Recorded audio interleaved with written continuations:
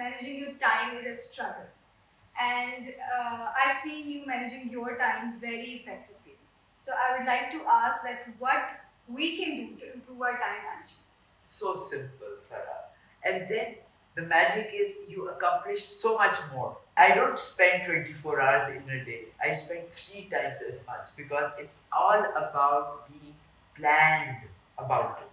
The moment before I get out of bed, I have my entire day chalked out in front of me. Then I'm so enthusiastic, I jump out of bed. I tell people I'll die of excitement. My cause of death on my birth death certificate will be excitement. I jump out of bed and it's a clutter. It's all a clutter. It's a mess in the head. And I'm sort of kind of anxiety about this mess that's created. And by the way, anxiety is good. Stress affects you negatively. Anxiety has eagerness in it, has enthusiasm in it. So what I do, I jump out, get ready, and take a paper and write it all down. That clutter gets order.